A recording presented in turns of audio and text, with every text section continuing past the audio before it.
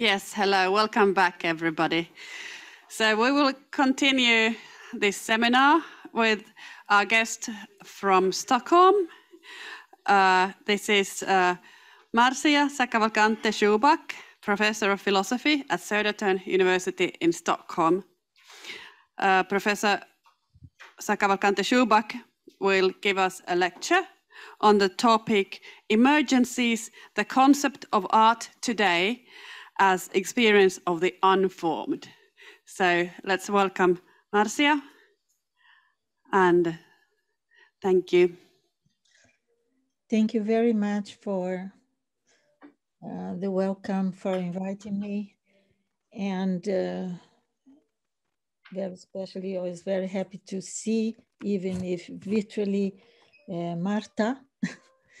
And I'm sorry that I couldn't come, but a series of aspects made it difficult for me to travel today.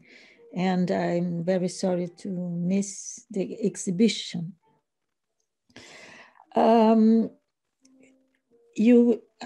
will ask you to help me only with the time. As a Brazilian, there is a risk that I speak more than I should in the Nordic. That's fine. I'll give you a little ring with our clock. Okay. Once we're close to the end of the time. Thank you. Yes, thank you. It's always for me very happy to come to Finland in any way with the good friends I have there, that with whom I have always learned very much. There is today a wide consensus that the aesthetic philosophical language of representation does not suit to deal with the force of the image. What has been criticized and critically approached since more than a century is the conviction that image is representation and therefore a reference to something else than itself that can be judged according to the degree and the manner the image corresponds or not to the image. There a famous passage in Plato Republic about mimetic art or technique, mimetic technique, has been kept in art history as a key discussion for representational art and its critique. What is, however, many times forgotten is that Plato used an aesthetic artistic example to discuss not really aesthetical issues, I would say, despite the huge amount of papers and books about that, but rather to discuss an epistemological problem about the essence of truth. That is his point. So Plato's example has been read as a question of the untruthfulness of art and poetry in relation to reality and knowledge. But I think that the main question addressed by him was about the essence of truth as correspondence between a mental image and the external reality of what is being imaged. The core of the discussion was indeed how words, judgment, and thoughts correspond or not to the reality, and its realm of objects. If for Plato, mythological figures and images were considered also by him as harmful for the moral education of the citizens, it is because they show an epistemological mistake, and not so much because they had a touching force. Nobody can deny that Plato was one of the most important mythographers in Western philosophy, and that he used dramaturgy and myth to render sensible metaphysical thoughts about the suprasensible. The touching force of a myth, of an image, lied in how close to truth they might be. In this sense, a thought, a concept, a reasoning could be even more touching than a figure. In the representational regime of art, images are more or less touching depending on the intensity they correspond to what is represented. So narrative images, to use a concept by the French theoretician and writer André Malraux, can be more or less touching. If you think, I'm sorry, I don't have the image, but you can write down and Google, and you'll find them very well. If you think about Ecce Homo by Caravaggio, for instance, which even if seen through artistic eyes, as the extraordinary play of light and shadow, interior and exterior gaze, colors and forms, inclusion of the spectator in the painting, and so on, even if the narrativity can be displaced to a less important instance in favor of formal elements, even so, this painting touches from out the force of what it images, operating in how it images. It is the Christ, it is, this is the man, Ecce Homo. Malevich's famous black square, which represents for many art historians the breakdown of representational art, touches for what it images, namely the black square representing itself. It is possible to argue that Malevich's painting does not break with representation, since, on the one hand, it represents representation, and on the other, it is still a figure, a figurative painting, the painting of the figure of a black square.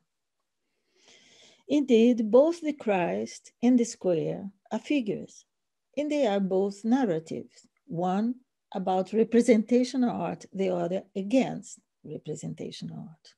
Both examples are here named only to stress that dealing with the question of the touching force of the image, there is a strong tendency to consider that this force lies on what the image depicts: a scene of life, a narrative, a scene of light and darkness, or of any formal elements, and on how the image images the expressivity or introspection of the painter, and so on. So the touching force of the image that I'm departing to speak about tends to remain attached to the relation between content and form, even if the content is a formal element. This very short description is, of course, simplified and can be rendered much more complex. The spectra of relations between what the image images and how it does it, the thing, the method, is for sure much more intricate. However, I think that as long as we keep focusing on what the image images and on how the image does it, it will not be possible to seize the pulsative, touching force of an image. In order to develop this question, I would like to draw our theoretical attention to the trace of the image as image in every image. I'll try to explain that. There is something hallucinatory in every image, which is the way the image appears as image. In every image, how we know this is an image. Indeed, the image appears as image, disappearing in the image of something, in the image of the Christ about to be sacrificed, or of the black square the image as image appears disappearing in the image of the Christ and of the black square. We see the image as image, seeing something else, the Christ, the servant, Pilatus, the question of Pilatus, the black square. Every image obeys an antinomy. On the one hand, there is no image of the image. We cannot depict the image itself. On the other, every image of something shows how the image as such appears disappearing. To see an image is therefore always a kind of hallucination. The passionate motif of the mise en abîme, the image depicting the image, in which the seeing eyes sees the seeing, is another way to discuss or to show how the image appears as image in the history of painting. We have the anamorphic eyes of Leonardo da Vinci. We have the motif of the Saint Luke painting the Virgin, in which the painter is painting the painting itself, so the mise en abîme. So all these kinds render even more apparent the hallucinatory way an image appears as image, withdrawing in what is imaged in the picture. So the pulsative force of the image is related to this self-withdrawal of the image as such in every image of something. Saving that the image as image, keeping this in mind, appears in their own withdrawal, means to insist in how an image is what appears. Maybe the unforgettable words by Paul Klee that art renders visible the visible aims to say precisely this very simple fact that images are perhaps nothing but the appearing of an appearing. Maybe we could say that images are emergences.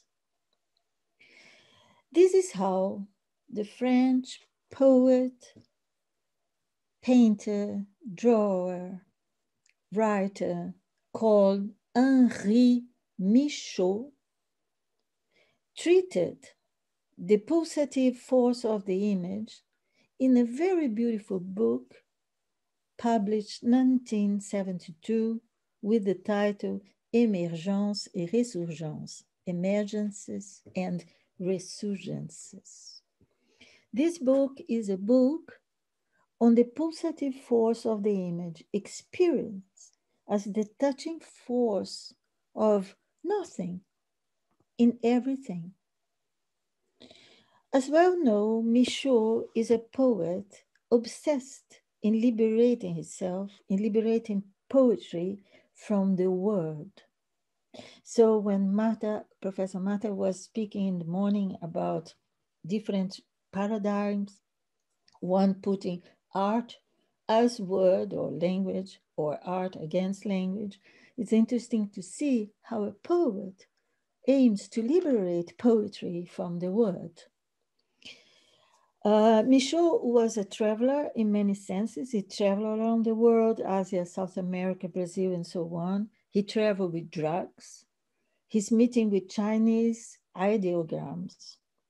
His drawings are very influenced by Chinese ideograms, was overwhelming, even more than the overwhelming encounter made by Fenollosa, echoing in Ezra Pound in the beginning of the last century. So Michaud, no longer different from this meeting between Ezra Pound and Fenollosa, he did not want to use Chinese ideograms as a medium for composing poems, as Ezra Pound did.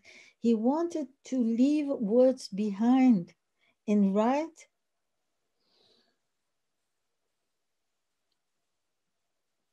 without words, it means he wanted to draw.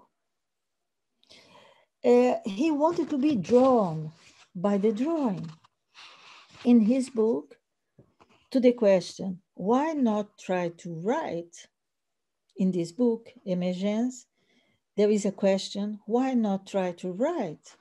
And he himself answers, write? Words? I don't want any. Down to the words. At this moment, no alliance with them is conceivable. Unquote. The desire is to go through traits rather than through words. This opposition is important not only because it was oppose form and meaning or content, but Michaud does not write traits instead of words, but he wants to write traits plutôt que, an expression in France commonly rendered with rather than, but which says literally earlier than, before the words. So he is the poet drawer that works with the event that before or earlier than any meaning or sense, words are traits on the paper, vibrations in the air. Written words are first of all traits emerging on a surface, as said words are resonance emerging in the air. The drawing is what shows these mysterious emerging. However, what opposes traits to words is how words, the written words, forget their emerging traits and erase the traits of an emergent when they are there. So words become fixed localities of meaning. It is fixation that must be left behind, according to Michaud. Explaining in this book why the desire is to go through traits and not through words, Michaud says that it is because the desire is to enter into relationship with what is more precious, more truthful, more folded upon oneself, what is more his and not with geometric forms, apples, herring on a plate. He says, what is more precious, more truthful, more his? What is? He says, the line, the continuum which he describes, I quote, as a murmur that does not end, similar to life, which is what continues us, unquote. So the line, the continuum that is like a murmur, like life, a life like life, which is what continues us. The line is a continuum inside, the continuum of life that passes through us. This is the most precious, the most truthful, the most ours. Drawing lines and not figures, neither abstract nor concrete. This is what Michaud does because, as he says, as myself, the line searches without knowing what it searches. And further, he also says, I want that my trace, tracé, would be phrases of life, but flexible, deformable, winding. The drawing of lines is blind for what is material, for it deals with the unformed and infirmed, which exceeds or precedes all forms and escapes from the threaten of fixation. It escapes the threaten of everything, he says, everything I hate most, the static, the fixed everydayness, the previewed, the fatal, the satisfied, unquote. It is a drawing performed in and by in preparation, without origin nor destiny, letting everything go, drawing nothing. This drawing, he adds, had a need to be drawn by the way of disorder. Here there is, he says, no deliberation, not a single retouching, never an intention of drawing this or that. What Michaud draws is nothing but the drawing while drawing. It is, if in the beginning of this presentation, so we can say that Michaud drawing thoughts thinks that at stake is not the image, as I was saying in the beginning, but the drawing while drawing, the doing, the poetics, as he said with the Greek words, the emerging, that's the only thing. To see the drawing while drawing is a very demanding art. It is demanding to see the movement while moving, and not only something in movement. That's the difficulty of the whole Western philosophical tradition. Thinking movement cannot think the moving while moving, must only think movement from a support, from something that is moving. I quote Michaud from the same book now. Indeed, I see above all their movement. I am one of those who love movement, the movement that interrupts inertia, that mix the lines, unmake alignments, who throw out constructions, movement as disobedience, as reshuffle. It is demanding to see the new outcome, the emerging in stato nascendi, which he writes preceded and followed by 3 dots, he says, difficult to see, and then he put 3 dots in the phrase, because the emerging does not emerge from something, not toward something. It is demanded to see the immediate itself, which is quite different from seeing immediately. Michaud describes the emergent while emergent as flood, inondation, invasion, on which he also insists that it's nothing like a picture, not a covered surface, and not even a colored aspect that we would like to contemplate. He says it's more of a response, the reaction of a profound nerve inside aggressed and martyrized optic paths. He says, to see the emerging, and not an image emerging. This is an important distinction, belongs to the order of the hallucinatory, to hallucinogens, a genesis when one is at loss, distraught, rambling in thought. The emerging while emerging is not an image. And he coins a new word for that. He says, it's not an image, the image while emerging. It is rather an imaginogen, the word Michaud coins, combining image and hallucinogen. Imaginogen. Imaginogens are responses, are as energy, bites. They are not what can be contemplated outside, but neither inner images. They are a certain immediate, since to see the emergent while emergent is to surprise, a disappearing into another, traits superposing one another, zigzags, numerous, minuscules, sketches, faster than the hand is capable to draw. It is a drawing faster than the drawing, uninvited presences, a sentiment of presence. Emergent while emergence, how presence presents itself in pénéprésence, he says, another neologism. Yeah? Penetrant presence, pénéprésence, penetrant presence. Michaud liberates a thought of presence, despite all the construction of the metaphysics of presence, insofar as he experiences presence as penetrating, emerging. And this is so strong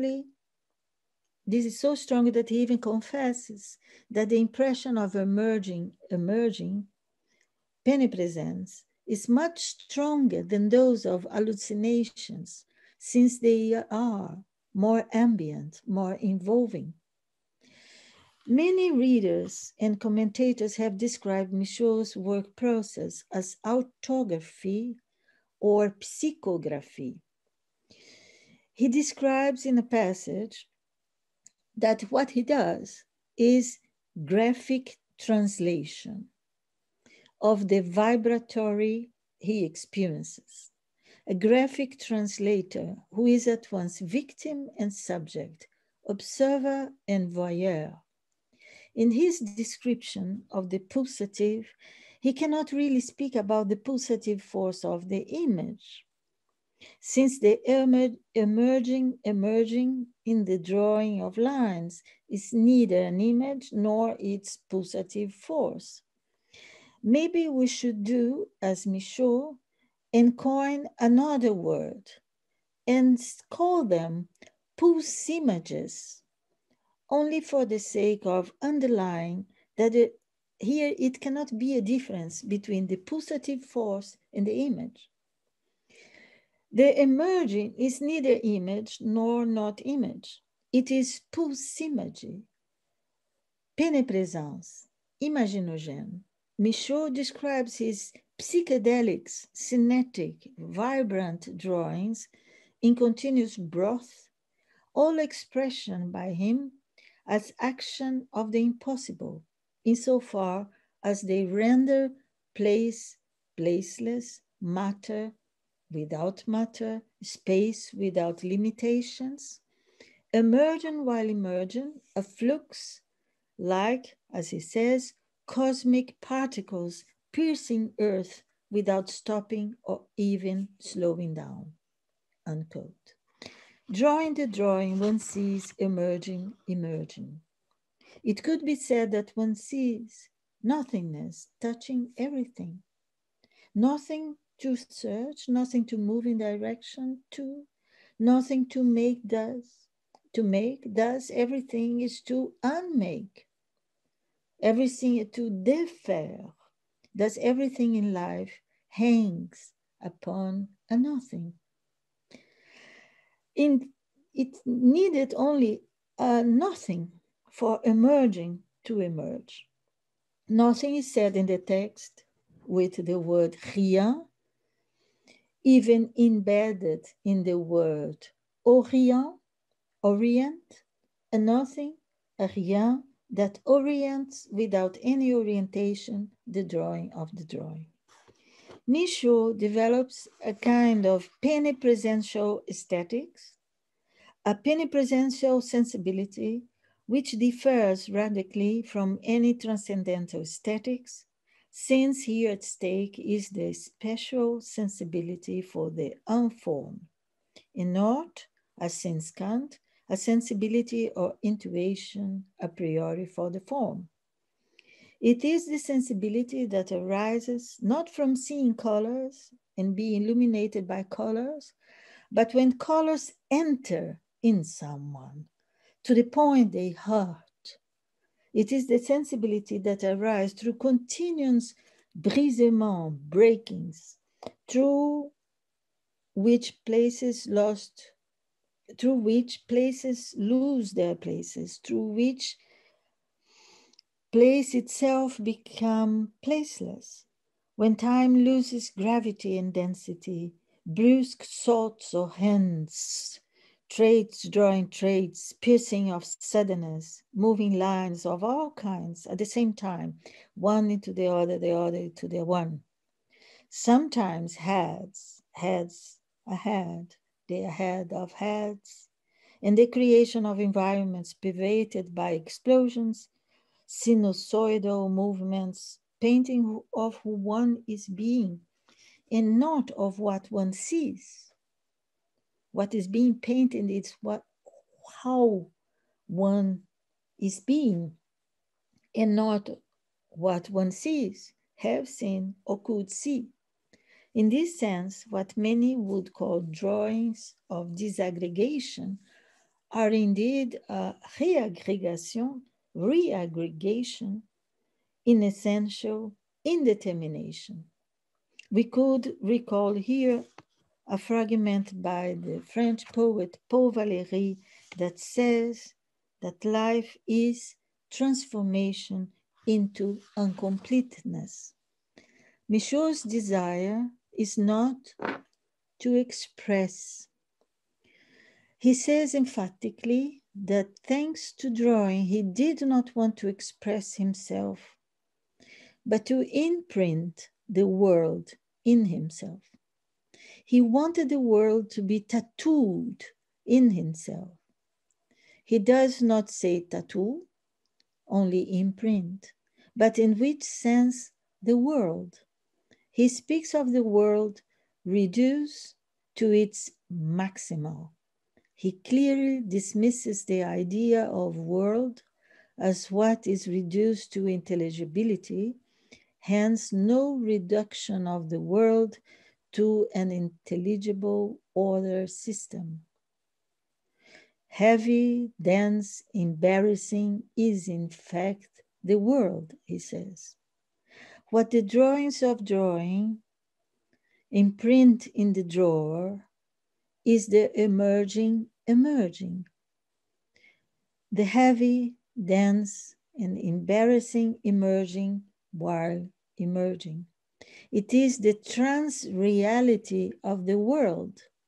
Trans-reality is Michaud's word, the one of a world totally traversed by everything, shared and sharing everything, touch and touching everything. Thank you.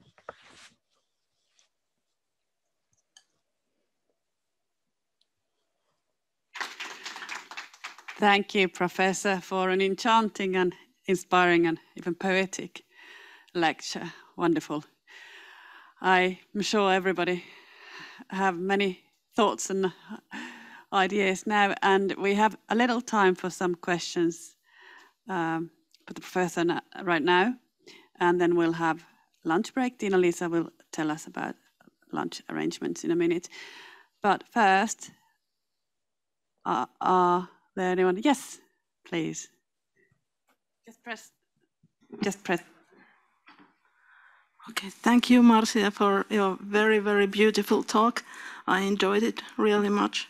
So I would just ask about this question of form that is only taking on form in art, especially in the schemes of within drawings or images in a larger sense, as he has told us. Can you make a parallel to today's art somehow here? How do you see this question emerging either in today's theories of art or in artworks? Thank you, Marta, for your question. You know, when we say matter in our whole theoretical unconsciousness, we have a theoretical unconsciousness as well. When we say matter, we say not form. No? Matter is the contrary of form. That means matter is no formed. So matter is unformed. This is traditional. So when we talk about unformed, we are talking about matter in a certain way. And I think that even if I was talking about drawing in lines in a very specific form of art, which are the drawings or sketches and so on, the question is really how we can see everywhere the very concern of how form emerges, how form appears. I think we live, someone asked before, I'm sorry, I don't remember the name, but someone asked about or said something about capitalism. We live in a world, the capitalism, this neoliberal, this new form of fascism, and so on, is the world where it has no form. It has one form, the form in which every form should be deformed in order to become whatsoever that can be traded, that can be exchanged, so that no determination, no form of life would be legitimate to survive. You can replace, you can put away, it can be a trash. And I'm speaking about human lives and existence and bodies which are being thrown away. Now, I come from a country, we are experiencing this in a very hard way now. I am Brazilian originally. So how everywhere in the art scene now, there is a concern about nature, and you talk very, very clear and beautifully about this human natural sciences, the connection when you show the installation with the ape. But at stake, I think the question is, which form of life are we struggling for in the planet? Are we struggling for new forms of life? But what is a form of life if you don't understand the life of forms? So I think these questions are there in the contemporary art, but I'm not so precise as you with all the paradigms of our theory now. No? Yeah, I don't know if it makes sense to your question. Oh, yes, perfectly. Thank you very much. Yeah. Anyone else? With questions? Do we have anyone from the remote participants? Okay. Well, I think we're all kind of in our thoughts. I mean, there's so much to think about. Thank you so much, Professor. It's been a pleasure to have you with us, even remotely. But it works like this as well. So thank you. And let's continue our discussions in the afternoon in the panel. And now I think it's time for us to give a big thank you to Marcia Cavalcante Schuback. Thank you. Thank you. And